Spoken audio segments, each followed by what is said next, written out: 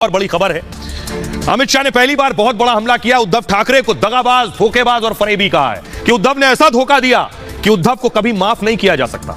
अमित शाह ने कहा ऐसे धोखेबाजों को सही सबक मिला है, ऐसे धोखेबाज माफी के लायक नहीं है। आइए मैं आपको बताने जा रहा हूं कड़े शब्दों में अमित शाह ने जो बात कही है वो उद्धव ठाकरे के लिए भी गले उतरने वाली नहीं है।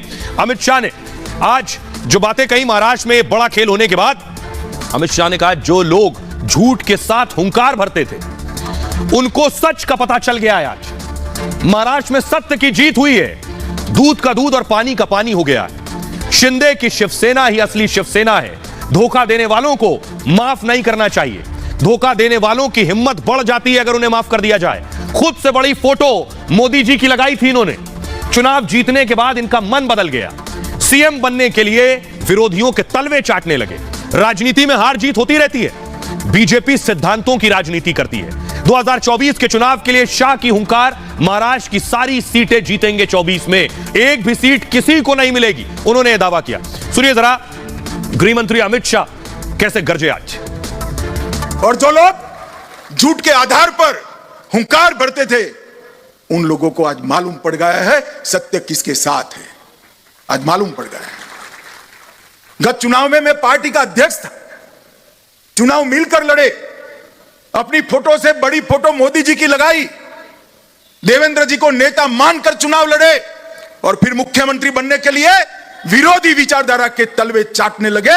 आज उनको सत्य क्या है वो परिचय मिल गया। आगामी लोकसभा के चुनाव में महाराष्ट्र की सभी सीटें शिवसेना बीजेपी युति के खाते में आनी चाहिए। कल मैंने शिंदे जी का भाषण सुना, प्रेस कॉन्फ्रेंस सुना।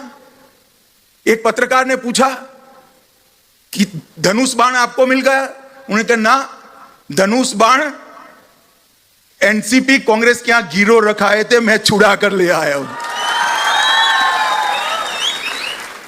हमारी छोड़िए, इन्होंने बाला साहब की विचारधारा और शिव सैनिकों के साथ भी धोखा किया था। आज दूध का दूध पानी का पानी हो गया है। अब मैं आपको बताता हूं आखिर कैसे उद्धव ठाकरे ने धोखा दिया। किस बात का जिक्र कर रहे थे अमित शाह, क्या गेम किया उद्धव ठाकरे ने आखिरी वक्त में, यह आपको बताता हूं। जिस बात पर नाराज है अमित शाह, यह आप देख रहे हैं, सत्ता के लिए, कुर्सी के लिए खंजर भोंका। दरअसल बीजेपी और शिवसेना का जो गठबंधन था यह 35 साल पुराना गठबंधन था। उद्धव ने कुर्सी के लिए गठबंधन तोड़ दिया। 1989 से बीजेपी शिवसेना साथ चुनाव लड़ रहे थे। 2019 का चुनाव भी शिवसेना बीजेपी के साथ लड़ी, मोदी के पोस्टर के साथ लड़ी, उसी तस्वीर पर वोट मांगा। देवेंद्र फडणवीस उस वक्त महाराष्ट्र के मुख्यमंत्री थे, फडणवीस गठबंधन के नेता भी थे। महाराष्ट्र की 288 सीटों पर गठबंधन ने चुनाव लड़ा। बीजेपी को 105, उद्धव को आधी मिली, 56 सीटें लगभग मिली। उद्धव ठाकरे ने उसके बाद भी कहा कि सीएम तो हमें बनना है। उद्धव ने कहा 2.5 साल का ही सीएम बनाओ लेकिन हम बनेंगे सीएम। बीजेपी ने शर्त मानने से इनकार कर दिया कि ये बात पहले तो की नहीं थी। उद्धव ने कुर्सी के लिए, मुख्यमंत्री के लिए बीजेपी के साथ गठबंधन तोड़ दिया और जो विचारधारा के उलट थे एनसीपी कांग्रेस, इनसे हाथ मिला लिया। केवल कुर्सी पर बैठने के लिए यह किया। बीजेपी ने उद्धव पर धोखा देने का आरोप लगाया। 28 नवंबर 2019 को सीएम पद की शपथ ले ली। 29 जून 2022 को उद्धव ने इस्तीफा दे दिया। उद्धव करीब 2 साल 7 महीने मुख्यमंत्री रहे, लेकिन उसके बाद कुर्सी भी गई, पार्टी भी गई और चुनाव चिन्ह भी गया, कुछ नहीं बचा। अब हालत यह है, मैं आपको बताऊं कि अपने भी आईना दिखा रहे हैं। अपने कौन?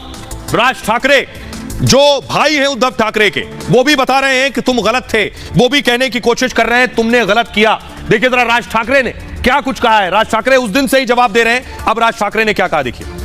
राज ठाकरे कह रहे हैं, उन्होंने बाकायदा बाला साहब का एक पुराना वीडियो ट्वीट किया। नाम निशान छिन जाने पर राज ने वीडियो डाला है। वीडियो में बाला साहब नाम की अहमियत बता रहे हैं राज ठाकरे। कह रहे हैं पैसा तो दोबारा कमा सकते हो लेकिन नाम नहीं कमा सकते हो। जिंदगी में नाम को बड़ा करने की जरूरत है। उद्धव ने भाई राज ठाकरे को भी धोखा दिया। राज को शिवसेना का भावी नेता कभी माना जाता था।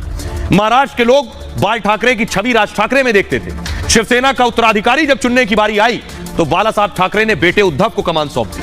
राज ठाकरे इस फैसले से बेहद नाराज थे, जिसके बाद राज ठाकरे ने शिवसेना से बगावत कर दी और मार्च 2006 में राज ठाकरे ने नई पार्टी बना ली, महाराष्ट्र नवनिर्माण सेना।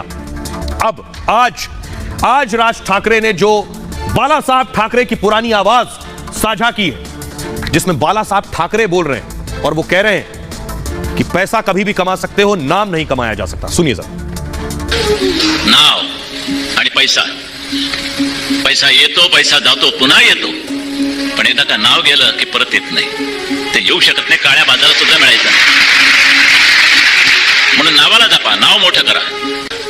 नाव आणि पैसा, पैसा येतो, पैसा जातो, पुन्हा येतो, पण एकदा का नाव गेलं की परत येत नाही, ते येऊ शकत नाही, काळ्या बाजारात सुद्धा मिळायचं नाही. म्हणून नावाला जपा, नाव मोठं करा. वो कह रहे पैसा जाएगा तो वापस कमा लेंगे, लेकिन नाम गया तो वापस नहीं। यहां तो कुर्सी भी गई, नाम भी गया और चिन्ह भी गया और सब कुछ जाने वाला है। एकनाथ शिंदे ने कुर्सी भी ले ली, पार्टी भी ले ली, पार्टी का नाम भी ले लिया, चुनाव निशान भी ले लिया और अब शाखा लेने वाले हैं। शाखा जो शिवसेना की बुनियाद है, शाखा चली गई तो फिर कुछ नहीं बचेगा।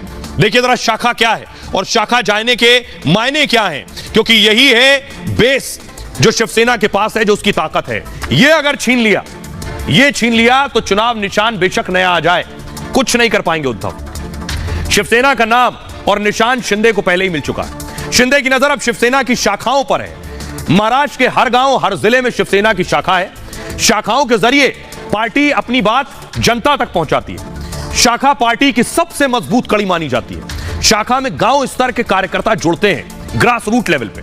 शिंदे की कोशिश शाखाओं को अपने पाले में करने की। मुंबई में शिवसेना की कुल 227 शाखाएं, अकेले मुंबई में 227 शाखाएं, हर वार्ड में एक और ठाणे शहर में 33 शाखाएं, पूरे महाराष्ट्र में 5000 से ज्यादा शाखाएं हैं। और उद्धव गुट का दावा है कि शाखा का नेटवर्क उनके साथ है।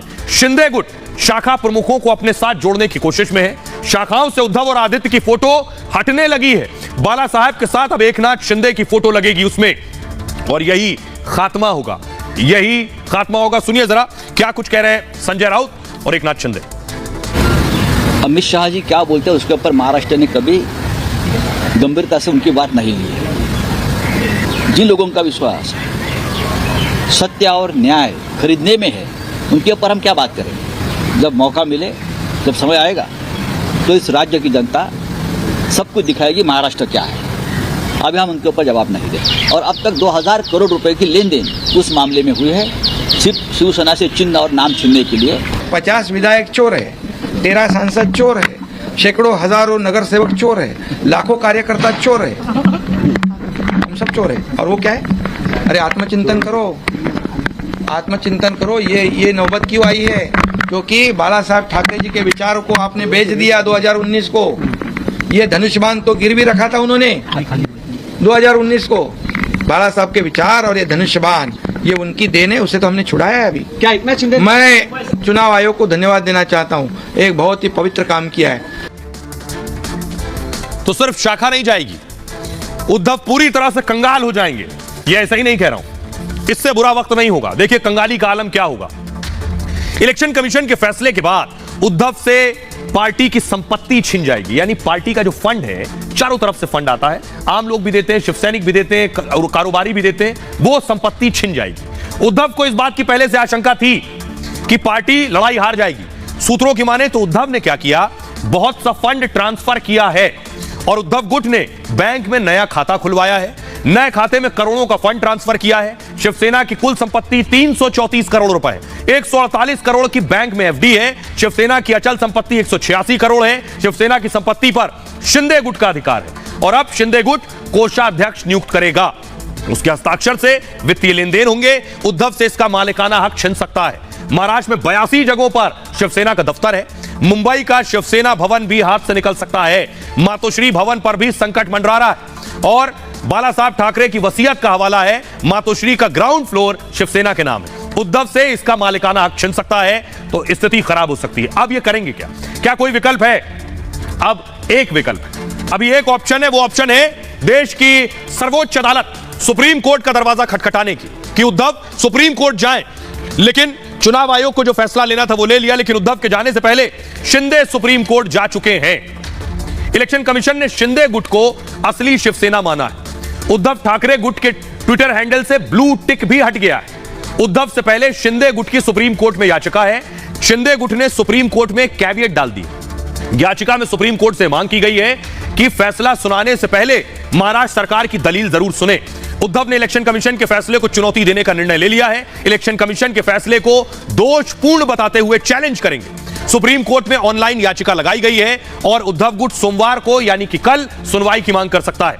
उद्धव की तरफ से कपिल सिब्बल पैरवी कर सकते हैं। यह है आगे की तैयारी। लेकिन जो झटका लगा है वो उद्धव को यह बता रहा है कि अहंकार ज्यादा दिन ठहरता नहीं है। खबरों में आगे बढ़ते हैं।